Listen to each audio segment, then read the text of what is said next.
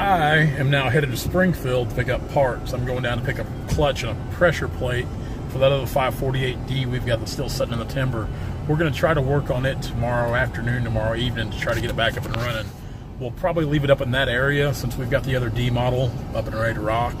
So we'll leave it up there. We got another little job of oak. Yeah, I'm going to cut some oak up there, I know. Smoke and walnut, not much walnut, mainly oak, but it's some good oak. It's some good oak. We're going to knock out that little job, and we're probably going to go a little further north of that skidder when we get done with it. And we're gonna bounce this D down here at these 28Ls. We'll cut the job we're working on now down here, then we're going to take it up on the river and we'll use it to cut the big job of timber up on the river. So, what's going on? It's a good day of cutting. It started out kind of rough, kind of had some mishaps, some screw-ups. I got, like an idiot, I got pinched. I was kind of in the zone, you know, I was really feeling it in the groove, really knocking trees down. Saw was running good, just not a care in the world, and had a tree that leaned kind of hard, and when I bored it, I punched all the way through to the outside, which I shouldn't have done that. I should have left some hold wood on that back side and pinched the saw. I think I talk about that in the video, maybe. If I don't, I am now. And Dad had to come cut me out. Well, I pretty much had it all bored out except for my spurs that were holding the tree. Well, we were working on tree placement, so we cut quite a bit of one spur left and left just a little bit of hold wood on it. Then we come down and cut the other spur. Well, the problem was that Dad was standing there and I used his saw to cut that other spur. And as the tree started going, I'd already dropped down and had my hand on both saws, so I was ready to get out of the way. Well, I bent the nose of that bar, just the nose of it, which the good thing about them, you know, the noses of those bars are replaceable, but it's still an inconvenience. It's a hassle. So Dad's, he's taking that. I'm running to get parts. He's going to take that bar in to get replaced, get the nose fixed anyway. He had another nose on a bar. The noses wear out, so he had another bar with a nose that needed to be replaced as well on that 3/8 bar. So, getting a little technical on some of the cuts today. If you see in the video, you kind of see what I'm talking about. Yeah, we're a good day. It's sunshine, and then, you know, I think I've been watching the weather because we watch the weather like crazy being loggers. I know that's a logger thing. I know all you guys probably do too, but the next 7 or 8 days are calling for rain and rain chances. So it's really nice out today. So this might be might be kind of slow going on getting some wood out. So we'll see what happens. Luckily, we got plenty of work, so we can bounce around if we need to. We got some jobs we can knock out with skid steer, and got some other smaller jobs of walnut, smoke, got plenty of timber to look at. So we're doing good on that aspect of things. Guys, thanks a lot for hanging out and following along. Be sure to follow us on all of our outlets. Definitely subscribe to the channel here. Like, comment, and subscribe. I try to get back to you as quick as I can. I know I'm talking fast, aren't I? I should have been an auctioneer. Besides all that, dropped the release on the new Worker series shirts on Logger Threads, the high-vis stuff. Guys, we're going to do a pretty big order of what we're dubbing it the name the Worker. It's just a Worker series of shirts. We're going to do a whole series of Logger Threads apparel called the Worker series, and of course each one of those designs in the Worker series will probably have a different name. My cousin JC.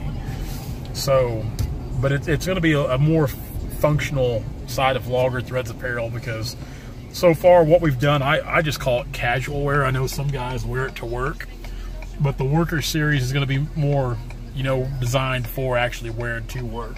That's why we're coming out with high-vis stuff, shirts with pockets, kind of like my work shirts. I love a good pocketed shirt. So definitely be looking for that. We'll be dropping the pre-order release later this week, because each time we come out with a shirt, guys, we sell more and more and more on pre-orders, because for one, we're coming out with better designs than what we originally started with. Our audience is getting bigger. You guys that have actually tried our shirts are like, man, these are kind of legit shirts. Yeah, because they are. They're legit shirts. It's not some cheap thing you're going to get from Walmart or Kmart or the Dollar General. They're a Logger Threads brand through and through shirt. So definitely check it out. Good stuff. And the decals, the new 5x6 tree hugger decals, and the new 5-inch round harvester decals.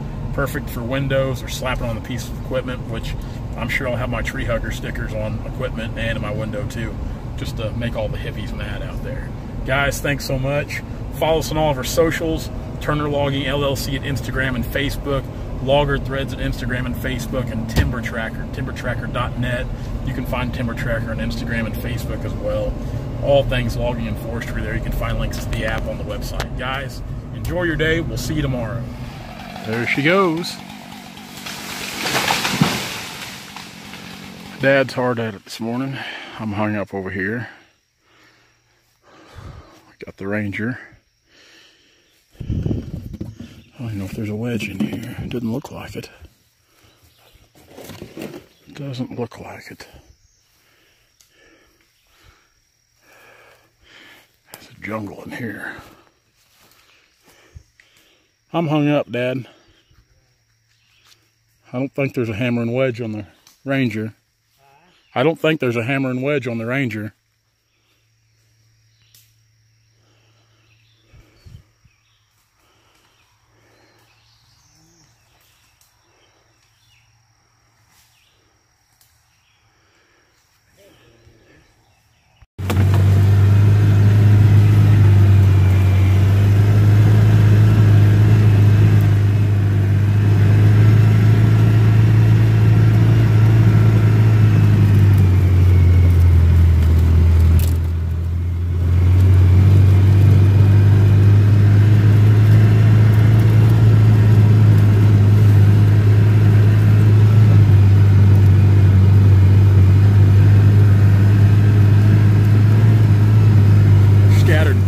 Scattered through there everywhere. I think there's one right there.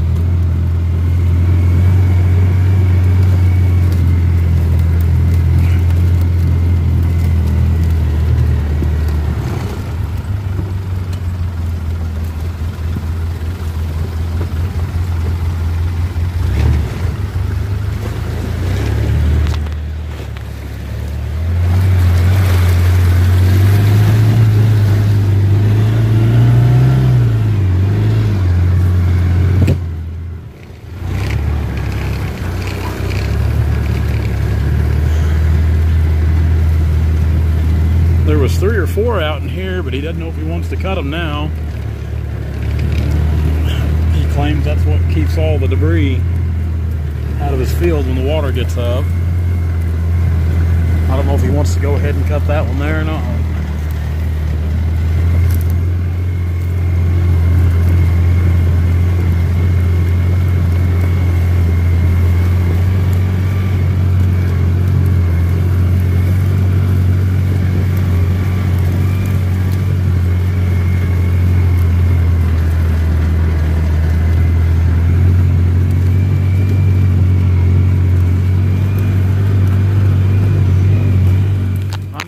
Talking about how I love to cut on the creeks, and I do.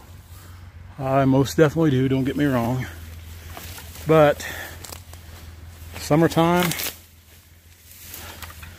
it is like working in a jungle.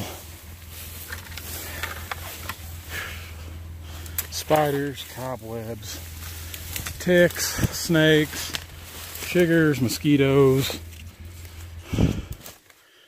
Horrible, horrible, horrible. This one here goes. Everything. My dot's the orange dot.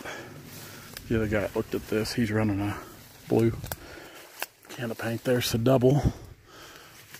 This is a double. It takes the whole tree. Maybe. Might be hard to bring down.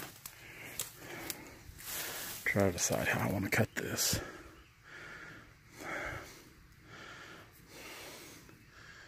These can be tricky to cut.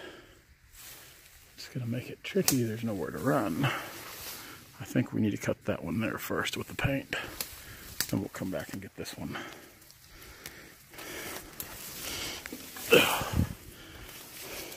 Wade through here. Had a heck of a morning.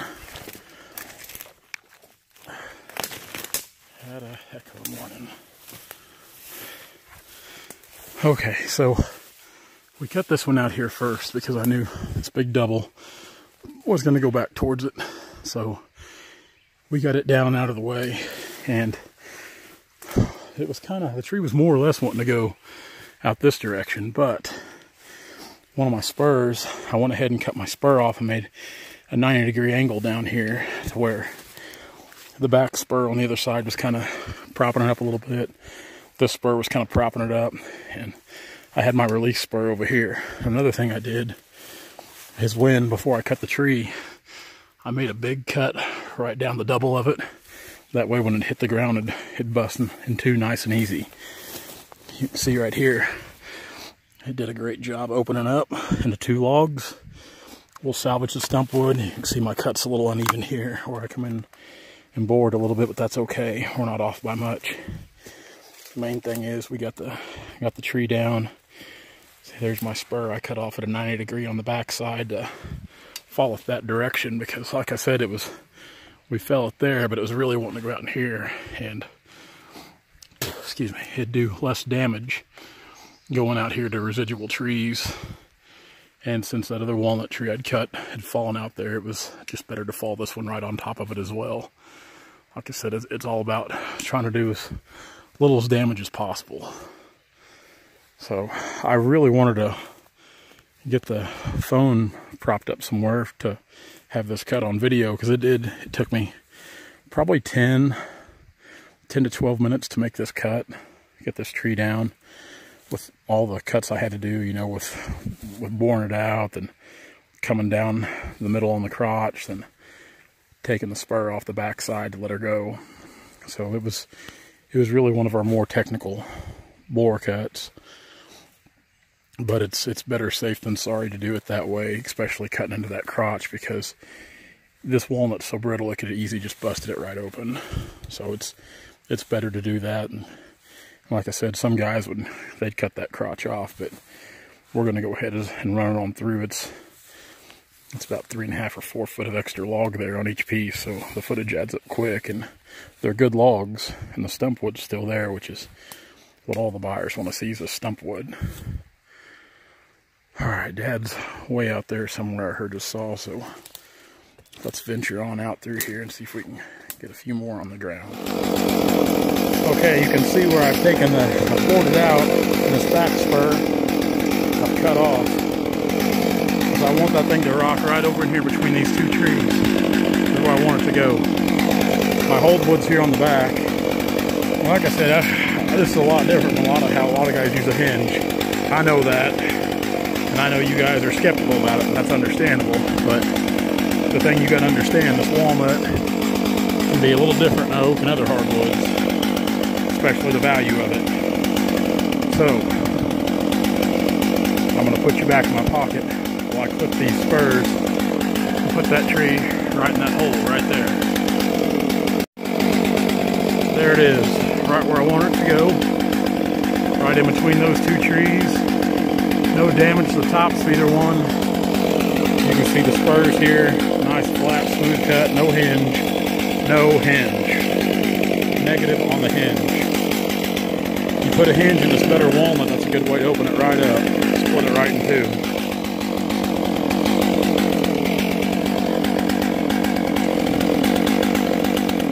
Let's work it up. I got one right there we're going to cut. Well,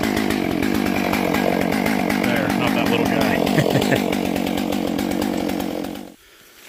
Sometimes people ask me why I don't take tips with me, and I can tell you right now, this right here, this is exactly why I don't take tips with me.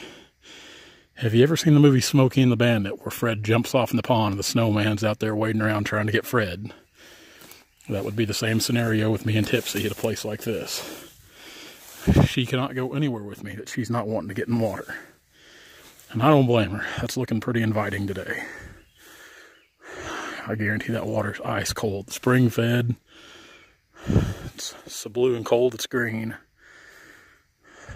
What a beautiful place to work. You know, if I owned a place like this, I think I'd take a forestry mulcher and I'd just slick it off and make her look like a city park. This is just beautiful. And this is one of the reasons why I love cutting timber, is because I get to work places like this. Every week's different. I get to work in some of the most beautiful places that are never seen. It's a job that I'm extremely thankful for. I'm extremely thankful that I grew up in a position that I could get into logging. I come from a logging family, logging background. And most of all, I'm extremely thankful for all the people that trust us to harvest their timber week after week, year after year. Just like this, we come through here and selectively paint trees for our client. Then we just try to do the best job we can of bringing them down without disturbance to the canopy and residual trees. We try to put 110% in every job we do. That guy there goes. This guy here goes. Let's get him.